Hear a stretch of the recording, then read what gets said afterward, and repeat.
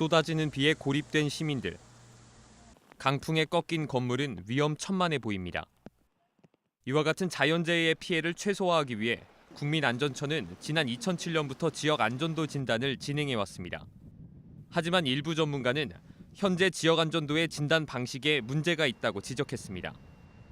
진단 대상을 보면 매년 모든 지역을 대상으로 하는 전수조사로 진행되지 않고 진단 결과 하위 15%에 속하는 지방자치단체만 그 다음 해에 의무적으로 참여하게 돼 있습니다. 의무 대상에서 제외되면 진단을 최대 5년까지 미룰 수 있어 큰 재해로 이목이 집중되지 않는 한 대부분의 시군구는 안전도 검사에 매년 참여하지 않고 있었습니다. 현상이 발생되지 않았을 때에는 관심도가 그만큼 평상시에는 낮았다가 현상이 발생이 되면 그때만 관심이 있고. 전국 지역안전도 진단 결과를 보면 지난 2011년 전수조사 이후 최근 3년간 한 해 평균 총 230곳 중 51곳이 진단에 참여했습니다. 전체 5곳 중 1곳에 불과한 수치입니다. 진단 후 부여되는 등급은 재해 대비가 가장 잘 된 1등급에서 잘 안 된 10등급까지 있으며 4등급 위로는 양호한 것으로 간주됩니다.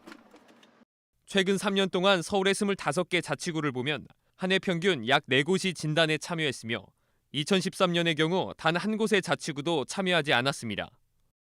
이처럼 매년 조사 대상이 달라지기 때문에 지자체 간 안전도 등급 비교가 애매하다는 지적도 있습니다. 국민안전처가 발표한 2014년 지역안전도 진단 결과를 보면 230개 시군구의 등급을 비교해놨습니다.